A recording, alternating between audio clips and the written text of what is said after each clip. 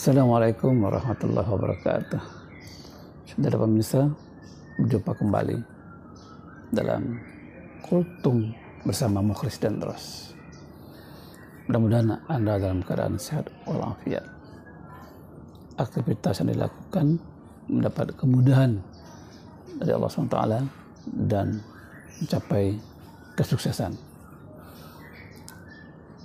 Alhamdulillahirrahmanirrahim.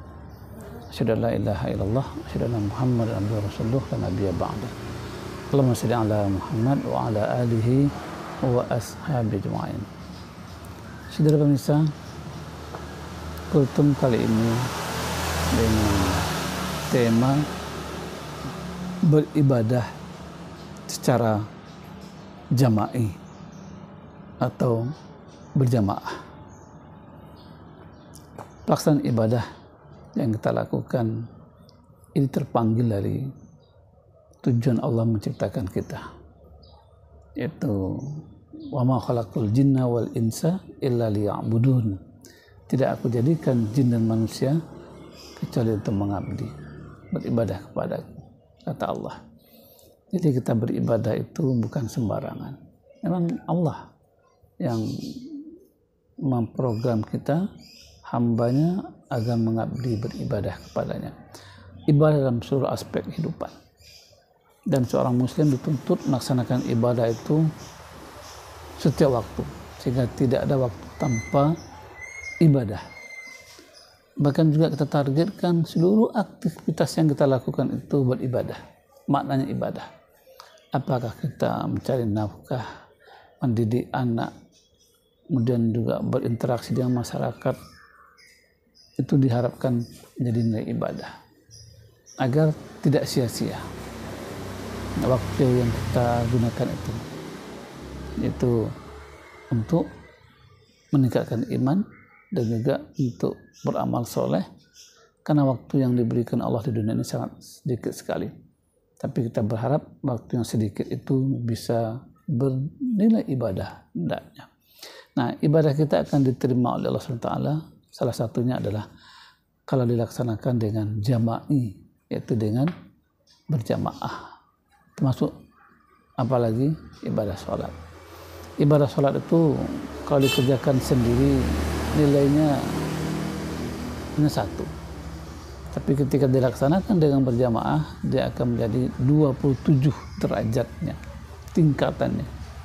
Sehingga besar sekali makna ibadah yang dilakukan dengan berjamaah, apalagi dilaksanakan dengan di masjid atau di musola. Nah, bagi seorang muslim laki-laki untuk ke masjid itu kalau tidak ada halangan yang syar'i merupakan kewajiban bagi dia. Sedangkan bagi seorang wanita, sholat di rumah merupakan afdolnya ibadah.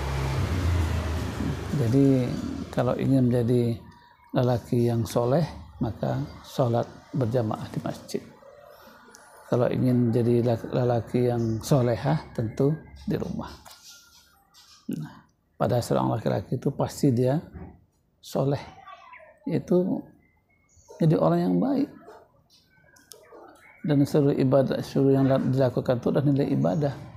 Nah, walaupun ulama menyatakan orang yang soleh itu memiliki kriteria. Nah, paling tidak kriterianya adalah ya, dia akidahnya bersih, ibadahnya lurus, dan juga akhlaknya baik.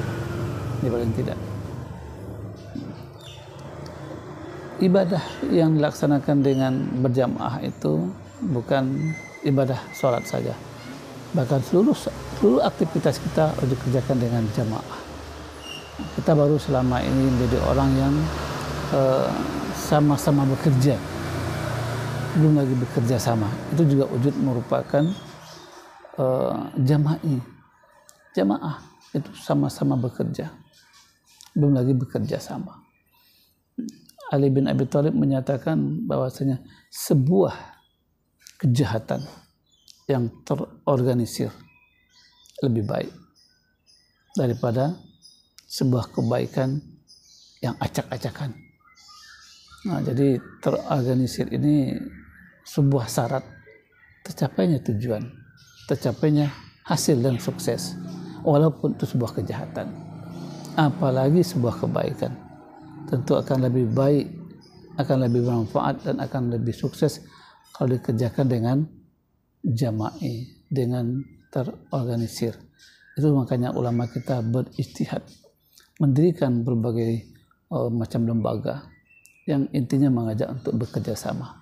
Apakah itu Muhammadiyah, NU, Nahdlatul Wathon, atau juga lembaga-lembaga lainnya yang semua mengajak untuk bekerja sama, beramal jama'i untuk mencapai tujuan. Ya, apakah tujuan dakwah, tujuan ekonomi, tujuan politik, itu semua mengajak kita untuk bekerja sama. Bahkan Allah juga mengajak kita dalam firman-Nya, itu surat As-Saff ayat 4. Innallaha yuhibbul ladzina yuqatiluna fi sabilihi saffan ka'annahum bunyanun marsus. Ka'annahum bunyanun marsus. Nah, sesungguhnya Allah menyukai orang-orang yang berjuang di jalannya dalam barisan yang teratur rapi, ka'annahum bunyanun marsus, seperti suatu bangunan yang tersusun kokoh. Sebuah jihad, sebuah peperangan yang tidak tersusun dengan rapi, dengan kokoh, itu tidak akan berhasil mencapai kemenangan. Telah banyak sejarah mencatat, bahkan barisan umat Islam pun juga yang kocar-kacir akhirnya tidak mendapatkan kemenangan. Contohnya adalah ketika perang Uhud. Nah, di perang Uhud itu umat Islam luar biasa semangatnya. Tapi ketika tidak tersusun rapi, tidak patuh dengan komando Rasulullah, akhirnya tidak mencapai kemenangan. Ini perang Uhud. Apalagi juga kerja-kerja yang lain. Semua itu harus tersusun rapi.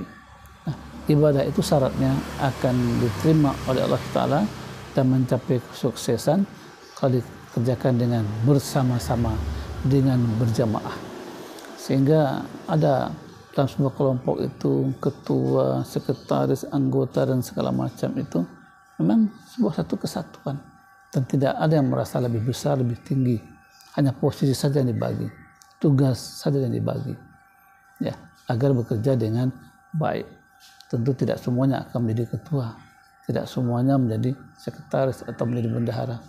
Dia sesuai dengan pemilihan, dan itu merupakan amanat. Nah, bagi seorang muslim, amanat itu diterima dengan baik, apakah sebagai prajurit atau juga sebagai komandan. Dia siap untuk menerima amanat ini sesuai dengan kemampuan dan kapasitasnya. Saudara sekalian, di mana saja Anda berada, maka kita cemplungkanlah diri kita, ya, untuk beribadah di organisasi mana saja, ya, tentu yang sesuai dengan syariat, organisasi yang Islami, organisasi Islam yang jelas apa tujuan, target, visi, dan misinya, agar aktivitas yang kita lakukan itu betul-betul menuai pahala di hadapan Allah SWT, dan semua menjadi pahala hendaknya. Demikian, lebih kurangnya mohon maaf. Bila taufiq wal hidayah. Assalamualaikum warahmatullahi wabarakatuh.